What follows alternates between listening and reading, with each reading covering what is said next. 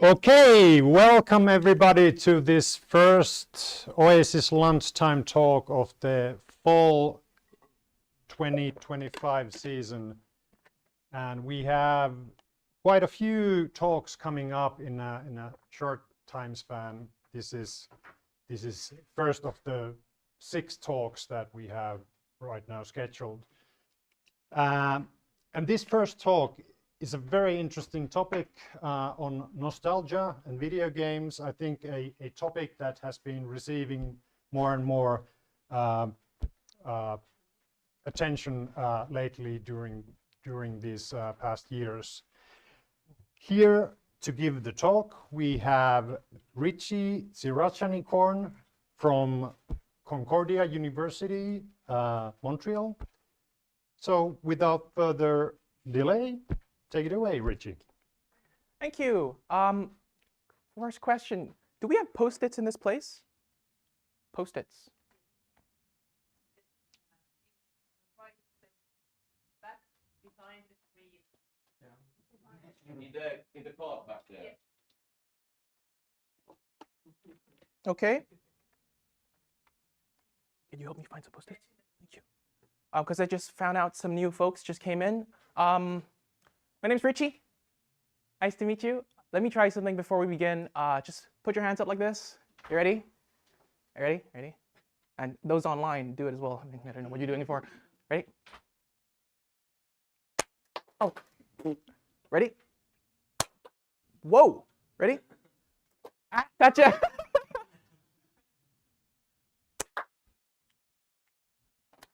Great. Okay, remember that. That's coming back. It's a quick time event. You ready? Okay, dokie. So, thanks. Those who don't have 3 leaves on their hands, here you go. Here you go. If you, and then maybe pass it up to folks up there. So I'm from Concordia University in Montreal, where it gets cold, -30, -40 sometimes. I'm really happy to be here. I have to thank Professor Olli Sutama and Professor Mia Consalvo from Concordia for really making this happen. It's part of a MyTax grant that's funded also by the Quebec government as well, and TAG, which is sort of the COE equivalent at Concordia. So I'm really happy to be here. And of course to Bart, my professor, Bart Simon, thanks for believing in me. And to all of you. So today I'll be talking about something that I'm sure all of us as players and researchers have at some point really considered. Is the game community or the game object that we're looking at right now, is that nostalgic because I have experience with it? And or is it nostalgic because it's being sold and told as being old and good and retro? What's that tension point there? That when you go to a store that sells the board game that you played when you were young, or you see on eBay listed, one of the books that you have in your attic, a guidebook for D&D, for example, campaign, and you think to yourself, I wouldn't price it at that point. Why would you describe it as vintage when it was only made in the 2000s, right? So there's a tricky sort of question there, and I'd like to take you through 3 points of those considerations with, I like rhyme, with 3 Metso, retro, and algos, and I'll take you through what that means. So first, when I got here August 9th, I took Montreal to Frankfurt, Frankfurt to Riga, Riga to here. It gave me a lot of time to think about why I'm here and what led me up to this point, right? And the place I'm at right now, or the stop by my place, is the Metso stop, right? And so I thought to myself, yeah, here I am waiting for the bus, traveling, yet my house is over there. And I'm thinking to myself, what am I still looking forward to? Why am I still in that sort of oomph moment of there's still something to do, there's still somewhere to go, even though I've settled for here for the next 3 months, right? There's always that sort of something to be done energy, especially with nostalgia, because as much as it is about the past, for me, I see nostalgia as people who make claims about the past in a way that they culturally reimagine it. So America will be made great again in one's view, right? That makes people do things in the present that forwards their mission. So how often do consumers, voters, fans do things, buy commodities that are limited edition, vote for politicians in the name to restore the past that might not reflect the past that actually happened the way it was, right? It's always a battle between imagination and action, right? Claims. And so as I thought about that a little bit more, I arrived here not so long afterwards, and I was like, okay, you know what? That's too much to think about. Let's just settle in. Let's get to meet the people. Let's stay in the present. Right? I just walked, and I'm slowly taking it in. I'm here in Finland. I'm here in Tampere. Let's stay in the present, wait for inspiration to strike. And the reason I'm here as part of the MyTax grant is to write a handbook on nostalgia for the future. And I'll explore that a little bit more. Instead of thinking about nostalgia as a past-based, as a passive, as an individual emotion, I'm arguing that specifically in the context of games and sort of through play, we can see how nostalgia can make us be active, collective, future-making, based on the past that we've always held on to, and what we do in our game communities to try and actualize that, to try and revisit, try and reform, try to revise it again. Right? There's a sort of generativity that comes out of an emotion that's always been lauded as something that's old, dead, and melancholic. Right? That there's a turn to it, there's a refraction point after the nostalgic experience. So then I sat here and I got on with writing, and then I looked up and I'm reminded by my lab tag at Concordia. Oh, nostalgia, get away from me. Then I went for a run. Oh God, my high school. Oh, get away from me, nostalgia. Then I went to buy some food to cook. And I saw a sauce that's made in Thailand. And nostalgia is imbued in my name, Srirachanikorn. A little forced, but you know, bear along. So ostensibly I'm here to talk about the future prospects of an emotion that's always been about the past. Yet here I am struggling, drowning like that in my own past, right? That I just can't seem to shake it off. And so knowing this in mind, right, what we just talked about, if you can take your leaves, just one of your leaves, right, very quickly, and I want it to be sort of like knee-jerk response. What is nostalgia to you? Go for it. Write it down. Stream of thought, consciousness, a word or two, maybe even a reference, and put the Roman numeral 1 like this. 1 or I, because there'll be 3 of those. So just a minute. What's nostalgia to you? What does it mean? Where can you find it, etc. And if you have a Post-it, take another one, right? So 3 in total.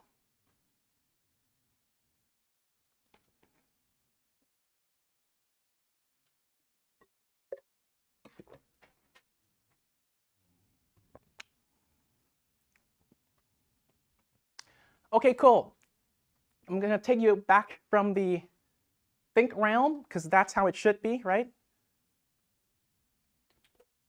If we look over to folks within the psychology of media, right, specifically Tim Wolfe, Nick Bowman, for example, John Velez, we can see that they prioritize sort of the sociality of nostalgia. They look at communities, they look at certain game triggers, they look at how players individually respond to that. You know, sort of games give people a feeling of a resourcefulness, of hope, of community, right? That they can find resilience together within a certain game context, right? When Return to Azeroth came out, for example, K 2022 found that most people who visited this game, again, this revived game, played only with their coworkers and their friends and not their family members, because they used the game as a sort of way to bridge disconnections from the pandemic of coworkers who they didn't meet in real life and friends because of social distancing through this game. So games could be used in a flexible way to mend sort of periods of disconnect through people's shared nostalgia of an object, that being the game. And then if we look at historians, contemporary historians, Trigg, Becker, all these folks here, Tanner, Grafton Tanner, we can see that they've been arguing about how social institutions have always recycled nostalgia over and over and over again, to the point where we no longer really know what the past is, if you want to go to postmodernism there, right? But just day to day, when we want to look back and learn about World War II, for example, do we value the knowledge that we gained from an artifact, a knowledge artifact, based on how widely accepted it is, or based on how accurate yet contested it is?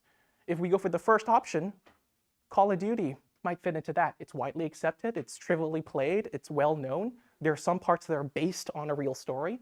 That can inform us something about World War II, for example. Yet it's not fully accurate.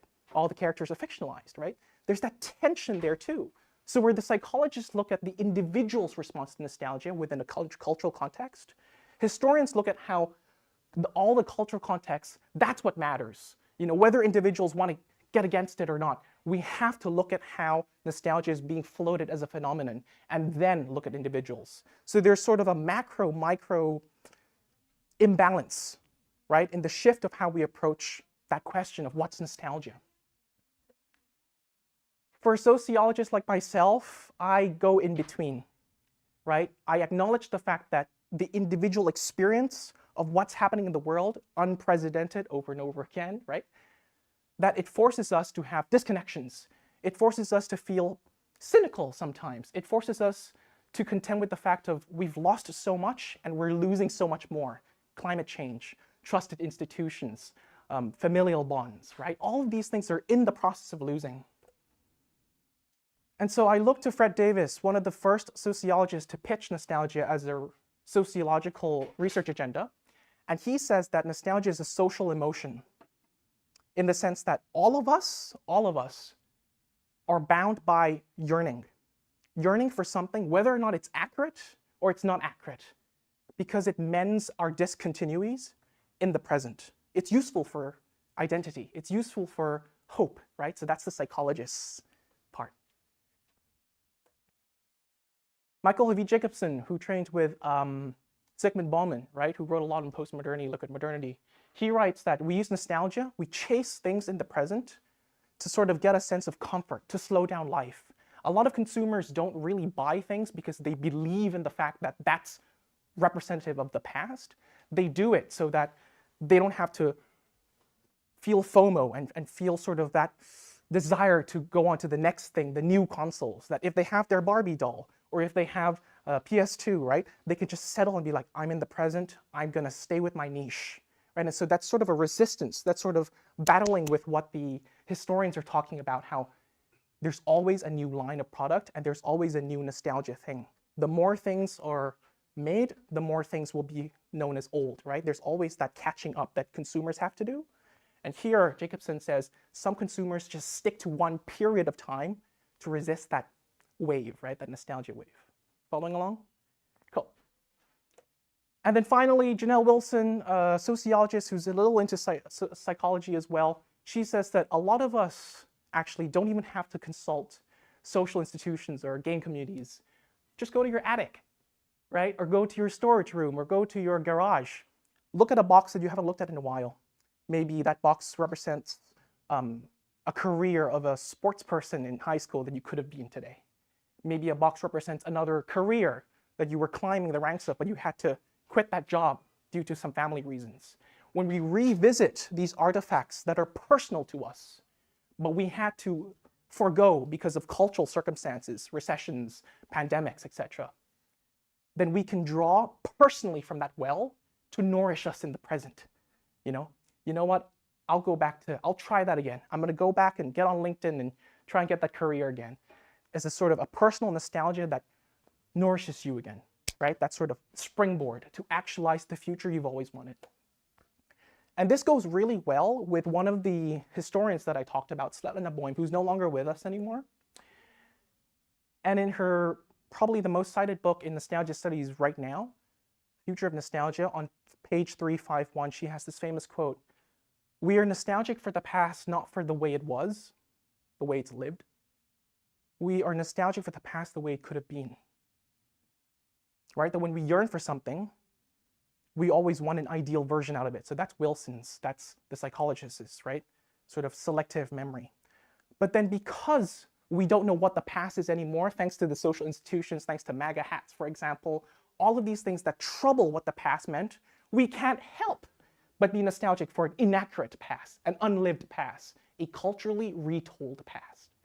So it's a historical consequence, but also an individual necessity, that the past that we yearn for does not reflect the past that we've wanted.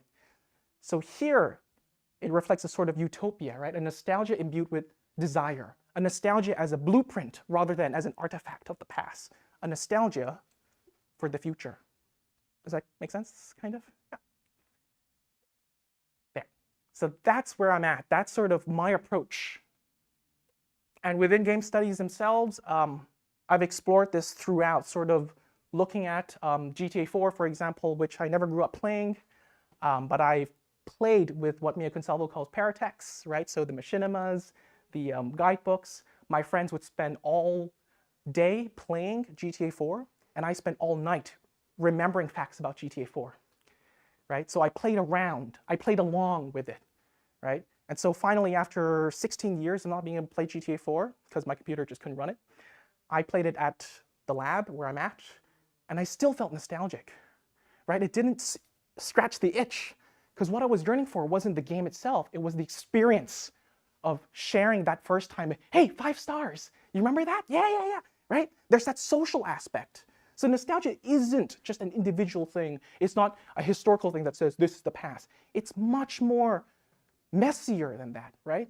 That 16 years after, at a reduced price on Steam, I bought this nostalgia itch, and I'm still scratching today. And this is sort of something that we're exploring at one of the collectives that I've co-founded with a few folks at TAG. It's called the NOSTAGAIN Collective. We run a symposium every year. We have workshops with different kinds of universities, and we bring in artists, scholars from junior to established. We had a caregiver last year, a neuroscientist artist. We had grief counselors and even urban designers talking about how nostalgia or nostalgia for the future lives in their work, right? Sort of building a bridge to entice governments, you know, sort of this is the conservative design, but also for the people who live around it in order to forward their mission, right? It draws on the nostalgia for the future, right? Different levels, different pros and cons, different claims. And it's free to join. We host a symposium every year in February, so. But let's get back to Metso, right? I was there, I was waiting. I was thinking about all of that I just gave to you, sort of where I came from, why I'm here. And as I was waiting for the bus, I looked up at the tree. I thought to myself, that tree's been waiting at this bus stop longer than I have. It's been there way before buses or trams were built, right? Maybe even before the COE was built, right? And established. You never know. That's a big tree. No offense. And I thought to myself, here I am yearning, trying to actualize my desires of the past into a future career, perhaps, into a future network, perhaps. But I'm doing all this traveling, all this thinking, all this juggling, all this emotional turmoil.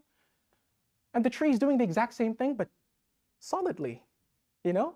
Once upon a time, it was a small plant that probably hoped to be a bigger plant. And it did all of this. It leveraged its power, it drew on its roots, and it grows, and it's still growing.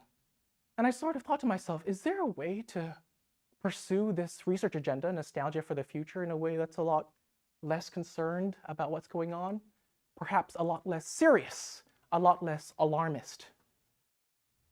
And that's why I look to games, because it's playful, but also because it offers us a really good insight into that battle between the old, that is sold and told as the old, and the old that is lived and played as the old, right? There's that interesting tension there. And I want to offer you a triforce of how to think, perhaps a new way to think about retro games, retro communities, and what contemporary retro games, quote, means for nostalgia today. 1688, Johann Hofer from Switzerland combined the Greek nostos, which is to return home, and algos, which is ache. Any Greeks here? Yeah, okay, cool. Butchered the pronunciation. And he put it together to say that the longer somebody spent away from their hometown, the more ache they felt. And he actually found that instead of looking at mercenaries and soldiers, he was pretty ahead of his time. He says, no, nostalgia affects young people the most because they're going through a period of adolescence, coming of age, a period of you have to enlist and serve in your army, right? Even though you don't want to. There's all these cultural shifts that create what the psychologist says, imbalances in identity, imbalances in belief systems, right? That historical view of nostalgia with that psychology view of nostalgia combines together. And he says what results is this pain that cannot be extinguished until you return home. But what he made clear with 2 case studies, one was a student who was studying abroad, like myself, hello, and another was a person who was receiving treatment in a hospital. And he found that for the woman who was receiving treatment in hospital, she felt all these pains. She wanted to go home. She wouldn't eat, wouldn't drink, wouldn't talk.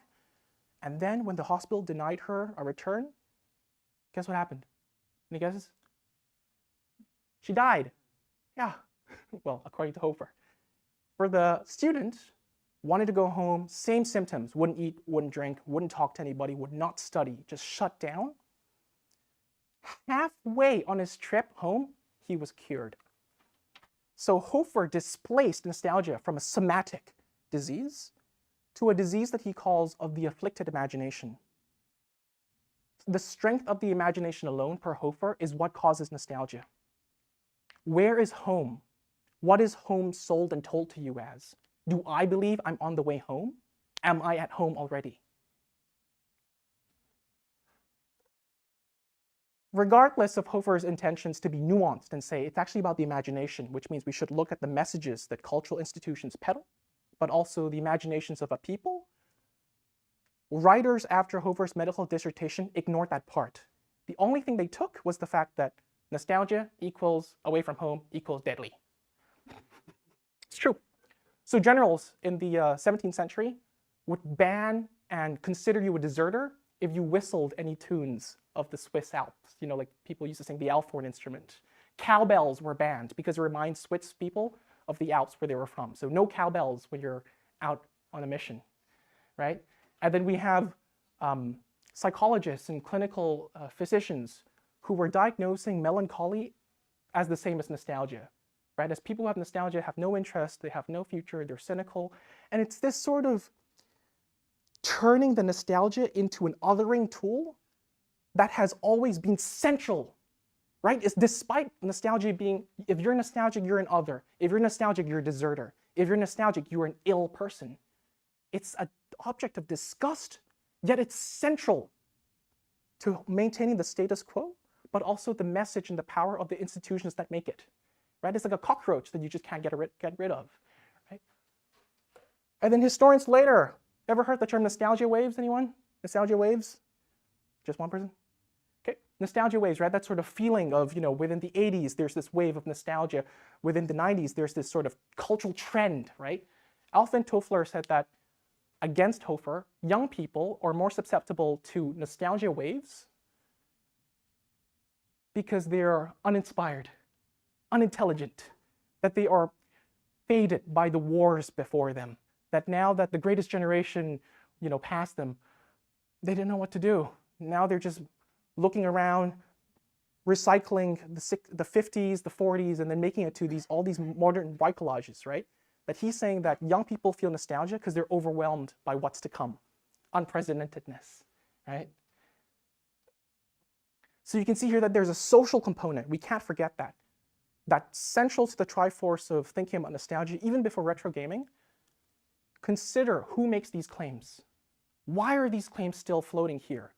And within these contexts, the person or the object or the game that's called nostalgic, what are the benefits to being known as that? What are the cons of being known as that? All good? Cool. So let's get into the brass tracks, right? So who's played this Contra? Oh my goodness, really? Anyone? Any more Contra? Okay. SimCity? Okay, I can see a nostalgia wave lives here. Who's played Contra on the original Famicom? Well done, nice, cool. Thank you. SimCity on the original NES? Anyone? So you can see there that when these titles were produced, right, came out, and it was associated with the console there, it sort of tied both the plastic machine and also the pixels as a part of golden age, as a part of the start of video game. At the time, it was known as sort of innovation, progress, something new. Whoa, look at what I can do on my TV. But now, years later, yeah, it's okay, it's old, but it's gold. No. You have to worship it. It represents something that's important to video game history. It represents something significant. Why? Did you experience it? Did you live it? Did you play through it? Most people in this room did not.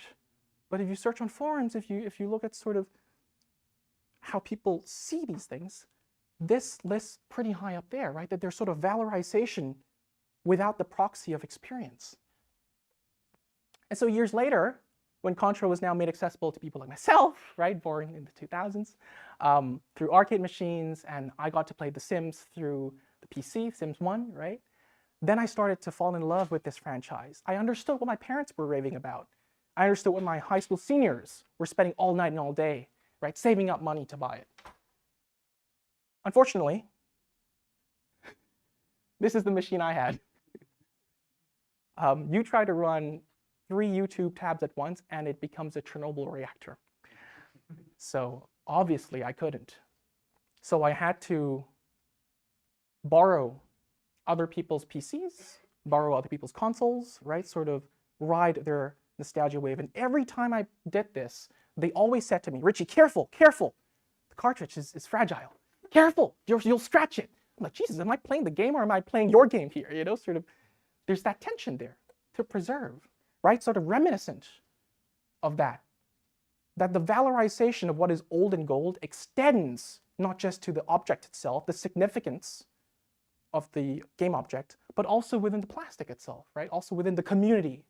That it imbues in so many sort of forms that I spent most of the time being nervous about, should I press harder on this controller? I don't want to offend this person, instead of playing the game, right? There's a sort of way, what is more valuable, the game I'm playing or the objects I'm playing them with?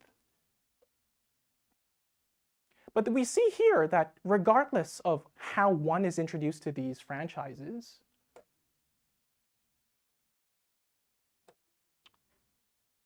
the social and the cultural prevails, right?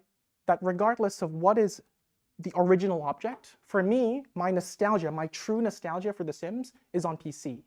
But if you ask somebody older than me, they say, no, that's not the true object. That's inauthentic, The Sims nostalgia, right? For example, for Contra as well, I played in the arcade machine. A lot of my seniors told me, no, if you wanted to experience Contra, you had to be at home, playing at night, you know, sort of grinding, yelling at the TV screen, trying not to input the Konami code, right?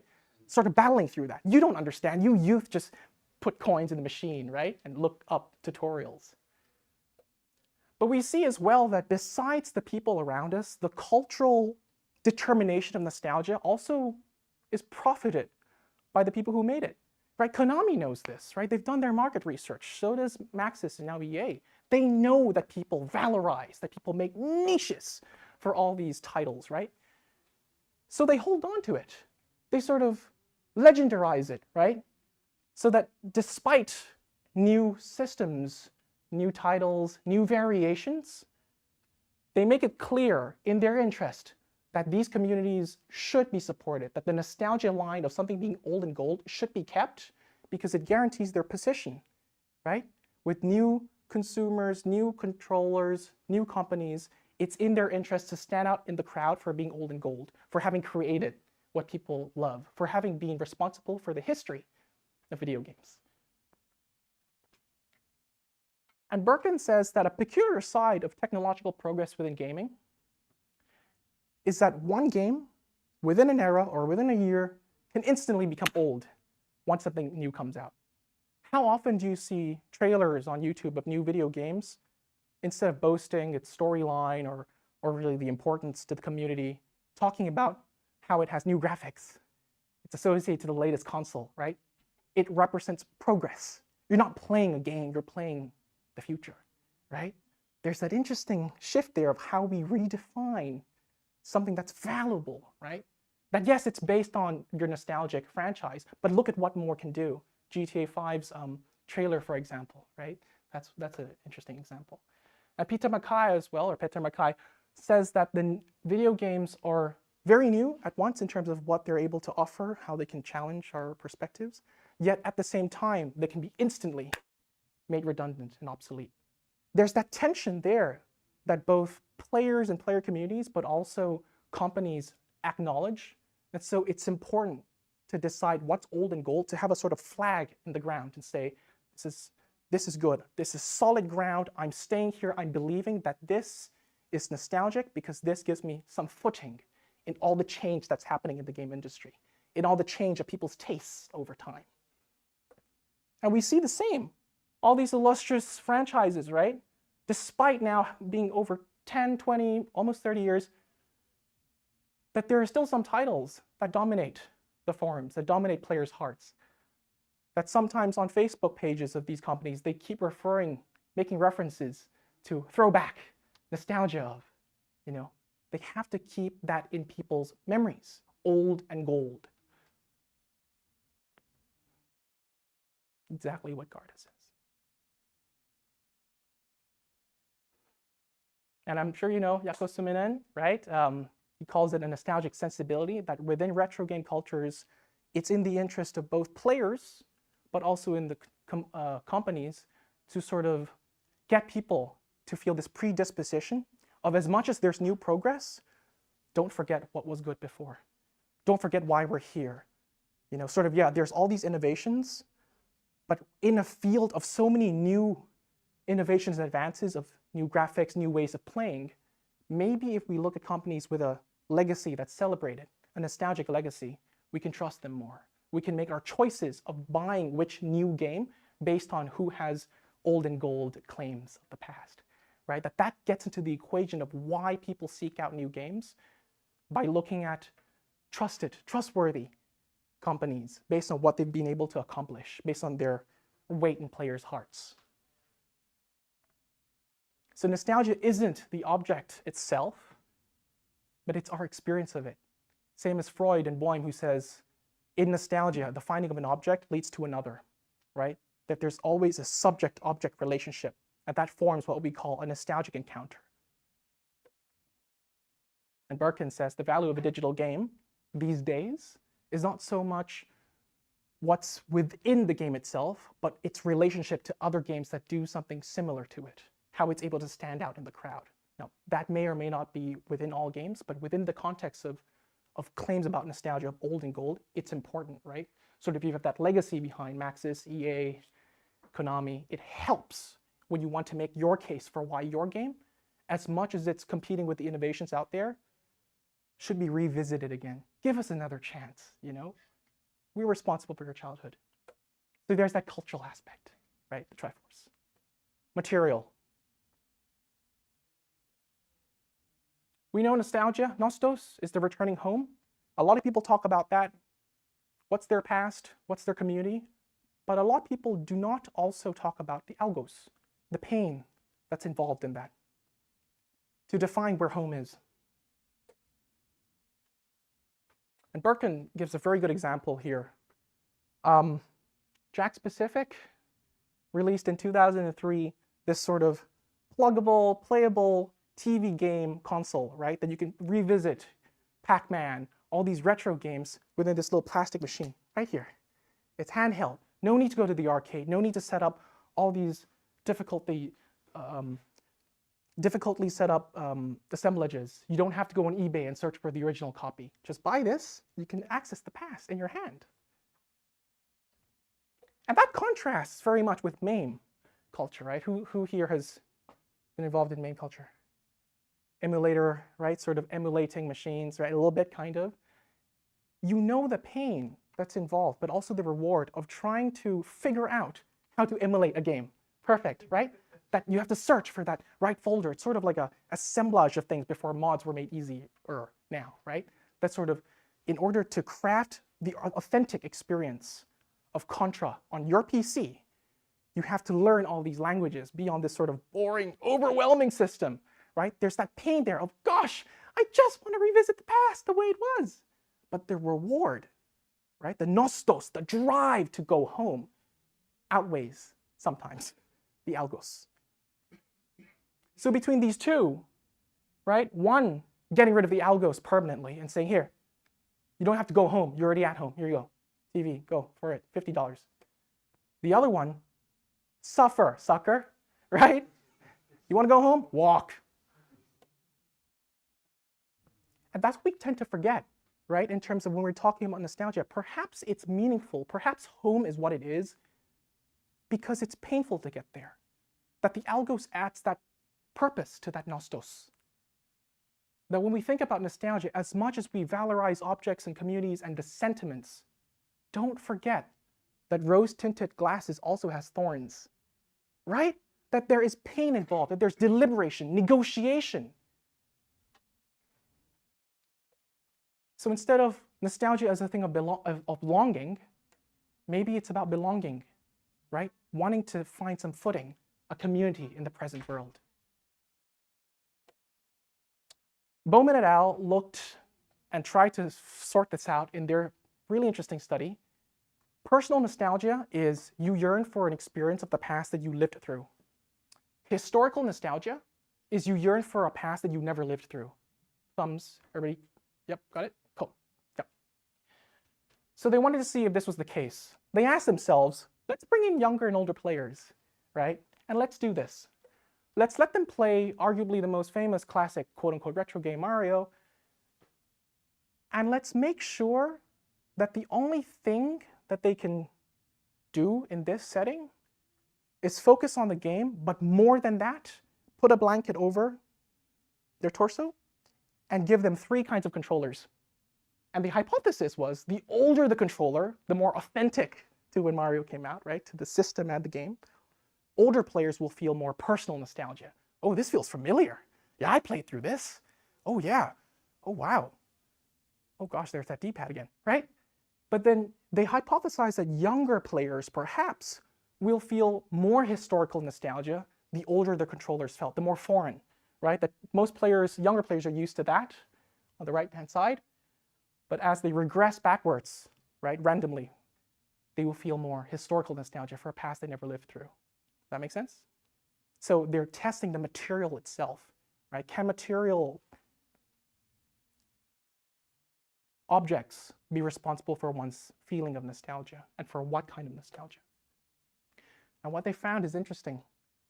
No significant results for the hypothesis, because older adults felt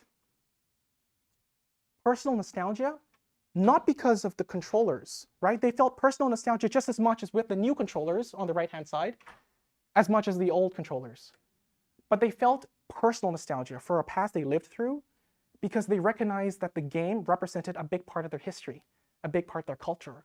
Many players who were older, never played a game before, played this game for the first time in their lives, felt personal nostalgia because they remember, oh, my friends were playing it, my neighbors were playing it, my neighbors' kids were playing it, it was on TV, right? But it's not about the game assemblage itself, it's about the culture. Right? Interesting, yeah. Younger players felt personal nostalgia, a past they lived through. How? Because once they master Mario, because it's such an inferior and old game, don't kill me, they were able to appreciate the fact that, wow, this game, you know, as easy as it's very streamlined. I can appreciate the fact that my parents went through this. I can sympathize with them. I can see how far it's come. And so instead of being nostalgic for a past that they never lived through, they conflated what Mario represents to the past in their households that they lived through, that they heard their parents talk about Mario. They heard their senior high school folks talk about it, right? So the connection of a past they lived through is not the game itself, but the people who existed in their lifetime, their childhood, who told them about the game, right? That it's not about the game, not about material, but it's a trigger, it's a channel for people out there, for cultural experiences. And so you can see that it's an interesting complexion here, right? Between material, social, and cultural. And this is what Niemeyer, digital nostalgia, she calls this the yearning not just for the game console or the game object, but for the human relations it activated, right? That's one way to think about it. And that broadens, right, the circle, right, the lines of where we place a nostalgic situation will be in. That nostalgia within video games only involves the equation of player, old game, material. No, it's not. It's not that magic nostalgic circle. It expands that. So very quickly, on your second leaf right now, make sure you put the second Roman numeral. What makes a game nostalgic? Go 1 minute. Knee jerk.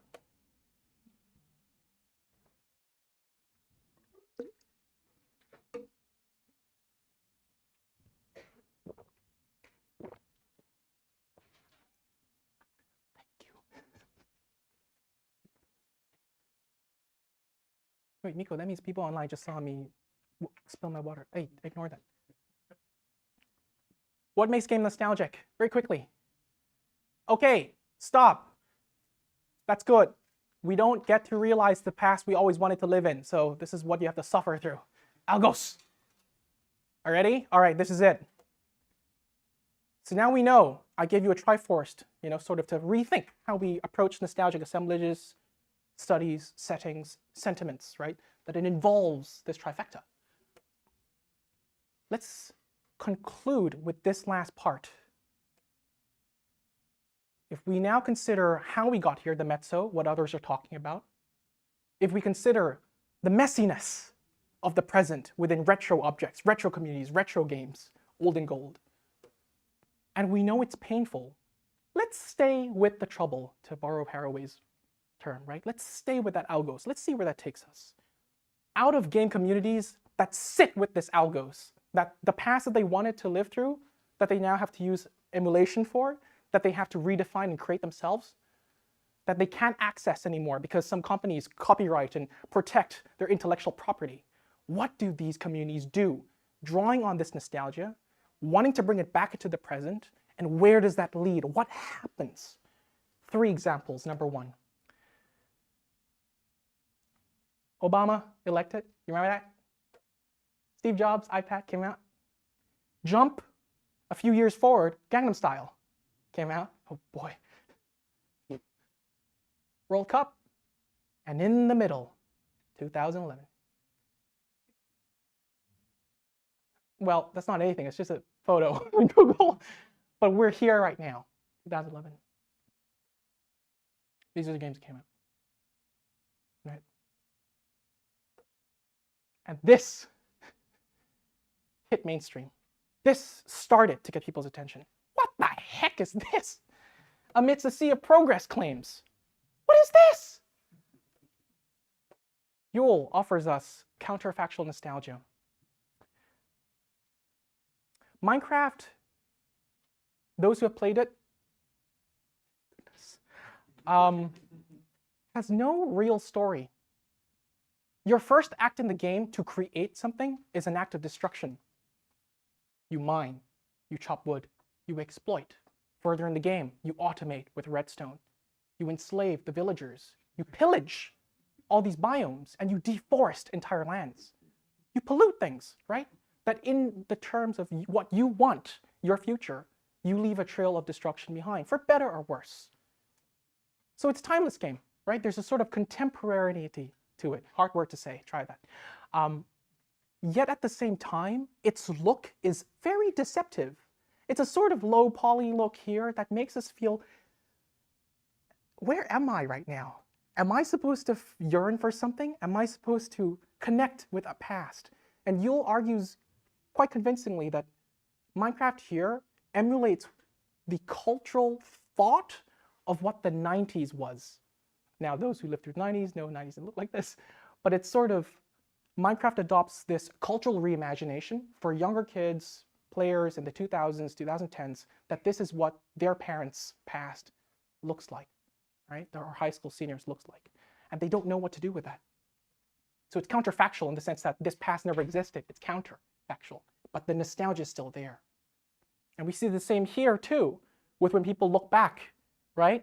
From now, the present day, or modern variations, and they trace back to where it came from. There's that sort of, oh yeah, this game reminds me of The Sims. This game reminds me of Contra. This game reminds me of the first Medal of Honor, first Call of Duty, right? That they become archetypes. So there, you can see there that social, cultural, material trifecta, triforce being played here. So what happens when you stick with the algos?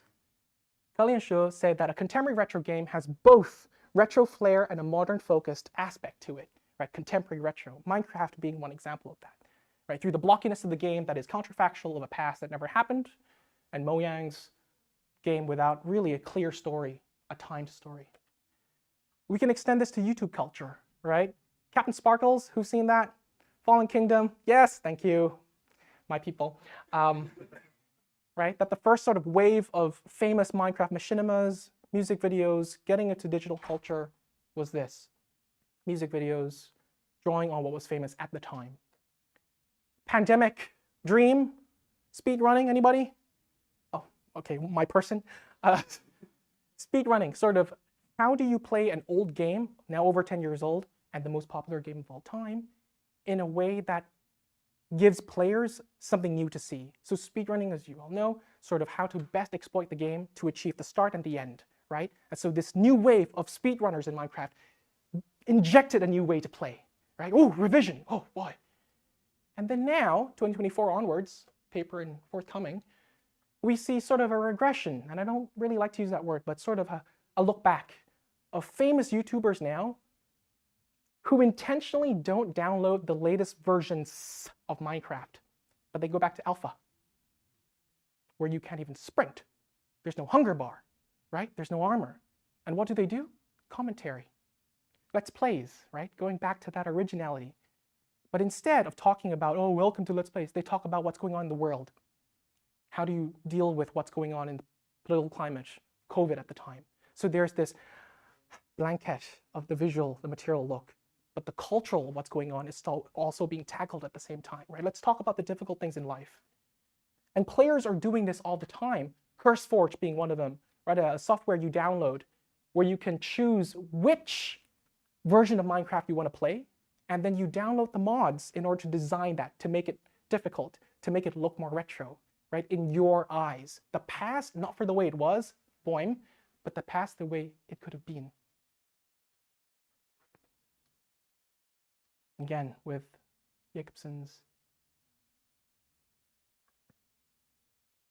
So we can see there that through digital culture, revisions of it, through the modding culture, but also the timeliness of Minecraft, something that's so timeliness becomes timed for a fact to deal with the present, right? That there's a sort of modification of something without a time to give us a comfort. This represented your past that you've always wanted. This represents a past you've watched before, Let's Plays. Feel good about it, but let's also use this blanket to tackle what's happening right now. There's that nostalgia for the forthcoming and unprecedented future. Let's get more specific. Second one of three. Brilliant article, Games and Culture, just came out by James Cartledge. If you haven't looked at it, UFO 50, and you have to read Fred Jameson's anything, try that article out. UFO 50 and the Utopian Impulse. Brilliant article. UFO 50. That's right. Cuphead, you all know this. Shovel Knight, very difficult games. They're new. Cartledge looked at this game. And James looked at UFO 50 because not only because it's new, but in each of the 50 games, UFO 50, right, it mimics sort of the old games you'd play, sort of Doom style, sort of Mario, Donkey Kong, right? All of this call back to the past, whether or not it's historical or personal nostalgia. It resonates with most people. In the first game, Barbuta, you spawn in a world, the first stage of a castle. Just quick question. When you spawn in a game that looks like Mario, what's your first input? What would it be? You die. Thank you. You would die. Because the designers intentionally challenged that intuition, right being moving forward, right being the way I was taught to play, right being conventional to this kind of game based on my nostalgias of it. Ceiling would collapse. So there's a, whoa, what's going on here? you know? And so by adopting something that looks old and retro, but injecting something new, it replicates the difficulty, the algos, the grind that you had of games prior without tutorials, without people to help you out, without Konami codes, but in an old familiar thing that feels exciting and foreign at the same time, right? And players flooded forums and YouTube for tutorials. They couldn't find any, right? Most of the games right now are still being figured out at the moment. And Robin Sloan, fantastic piece as well, says that when you put games on games, sort of game mechanics overlaid with a game that looks like an old thing that we're used to, but then you put something new, a new game, the game you're playing right now, a difficult one, it shatters your play memories and expectations, and it gives a new life to a dead horse, right? And Thibault says that within the culture of digital saturation, that progress, etc., keep more and more people want the analog. The biggest client for vinyl right now is Gen Z, right? By a long shot in North America. So there's that wanting to get back to the past again, to have a sort of sense of comfort. And then when we have these sort of technologies that resemble that nostalgic core, right, of the 2000s, right? We have these games like Cuphead that people embrace again, you know, something that you can share with your parents and your friends now to experience something that represents as authentically as possible a retro game. Same difficulty, new game, old look. Interesting. And there's negotiations about whether or not this is considered retro game or not, right? And so here, Birkin says that for games like UFO 50, the past is not so much better by going back, but by going back to the past, we can make necessary revisions that help us critique what's going on, that gives new insights, new generations, new forms of playing with things that are forgotten that can lead to better futures. A future that resembles authentically retro games and the experience of it whilst respecting the originals. That's their cultural, social material. Final example. Who knows this? Who's been there? Thank you! Thank you! Have you? Yes! Okay. Oh, I can see the wave of the young is here. No offense. Club Penguin, massively multiplayer online game, came in 2005, took the world by storm. Sarah Grimes, who writes on player safety, virtual worlds, hails, or rightfully, Club Penguin as the golden standard for how to run a MMORPG for children in a safe way. I enjoyed it. It was a point-and-click game as a penguin. You click anywhere on the map and you can waddle around, talk to people, etc. But the iceberg is one room that out of the 15, 14 years that it's been running for, never changed really that much. It's a static PNG of an iceberg, yet players keep coming here, equipping their hard hat helmets and press D to dance, to try and tip the iceberg, right?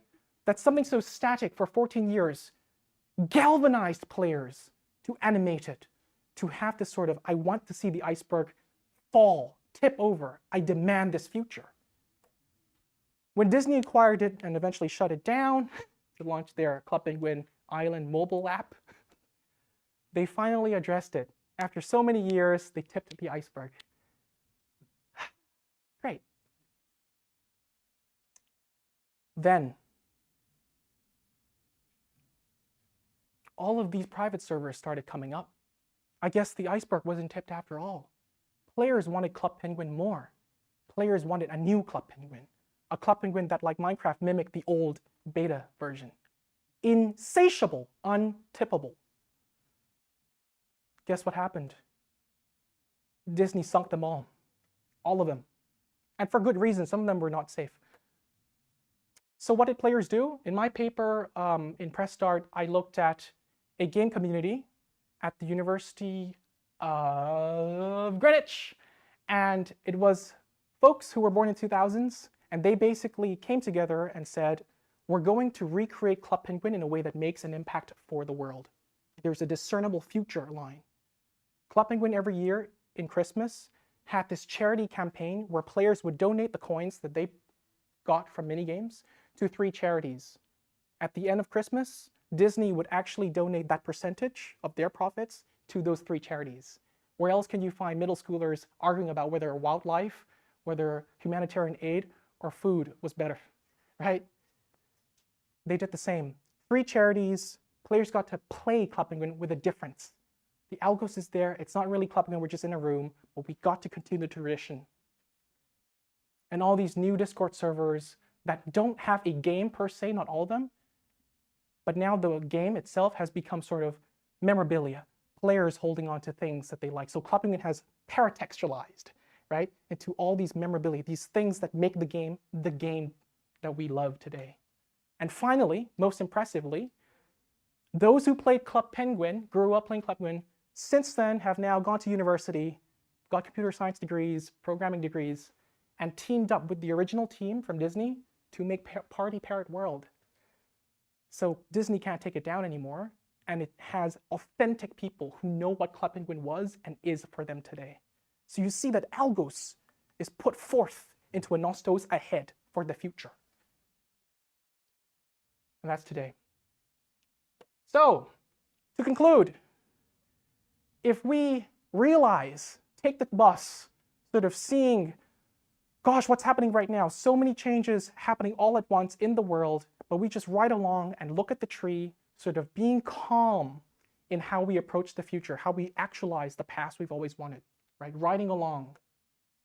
And we critique, we are aware of when we're riding along, what do we keep looking back to? What do we look forward to based on what was sold and told to us as worthy of our attention? And finally, hang on to the pain. I encourage you, if you ever revisit nostalgia in a writing setting, a cognitive, Socratic setting, hang on to the pain as much as you try to talk about the object that is home, right? How do people try to negotiate that nostos? The algos is so important. And so hopefully together we can be nostalgic for the future.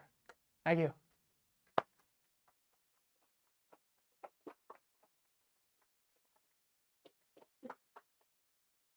Okay, thank you so much, Richy, for this deep and philosophical talk, I would say. Lots of food for thought. We have time for just maybe 2 questions as we're a bit over time, but let's take 2 questions, and obviously you can ask also questions after this privately. So any immediate? Yes, there. Oscar. Hey, nice catch. Oh, yeah. One thing that I'm wondering is sort of how do power relationships come into this? I'm basically thinking about the connection between historical nostalgia and canon. So any thoughts on that? Canon is in. Sort of what are the most important games to remember? So sort of how the things that we're longing for, how is it tied to what is culturally valued? That's sort of the area I'd like to talk about. For sure. Thank you, Yoko. By the way, as I'm answering this, for your third and final post-it/leaf, write down what can nostalgia give us for the future? Or what's the future of nostalgia? What can nostalgia generate? Yako, in terms of your question,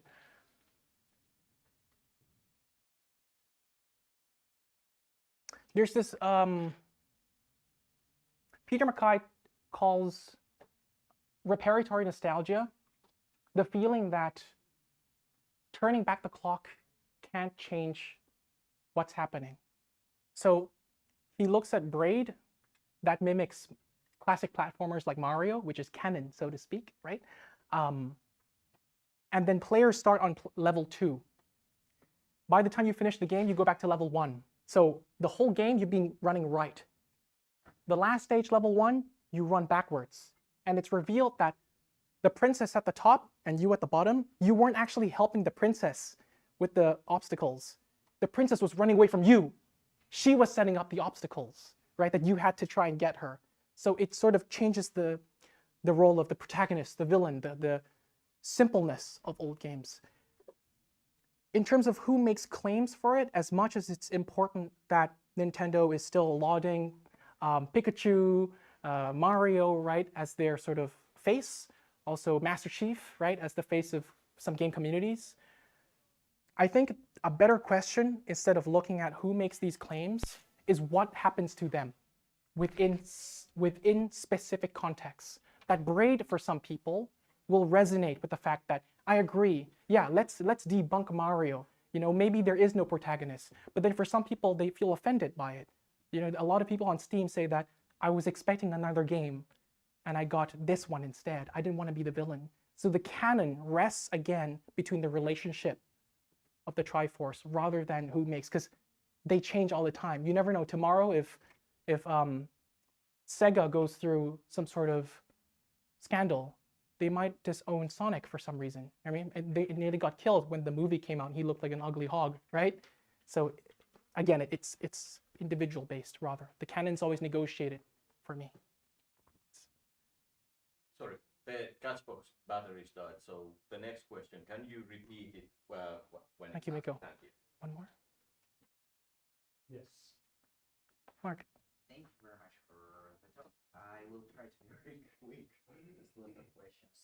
One, I was wondering throughout your presentation, you talked a lot about the nostalgia that basically builds in the future, and you mentioned living in times of crisis a couple of times. How do you feel? Because what I personally noticed is that when the crisis is really pressuring big, people start yearning for the past way more than try to build the future. Do you feel like in your studies, in your views, there could be those shifts between nostalgia as feeling for the past versus building up the future, changing and imagining something? Are there other things they can be caused by? Can you Yep. roughly repeat? So Mark asked basically, in times of crisis, a lot of player communities and game cultures will yearn for the past, right? That because it's so overwhelming, they will try and recreate or revisit the past. And so there may not be instances where people have enough energy to build a future. I wrestled with that for a long time, Mark. Boehm wrote in 2007, nostalgia is not always regressive, but it is always prospective.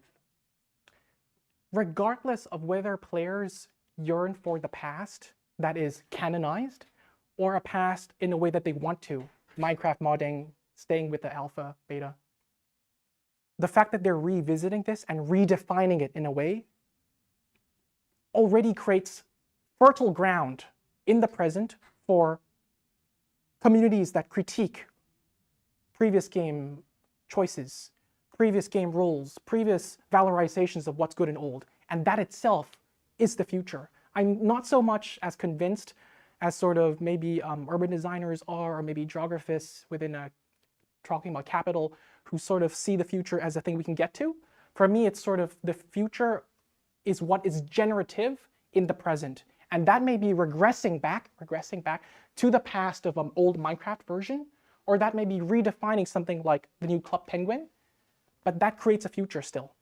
And that future, for me, matters most because it's less influenced by giants like Disney. It's less influenced by claims of those who hold the price and the intellectual property of canon, right? That by grassroots, between individuals and groups, that future is worth looking at.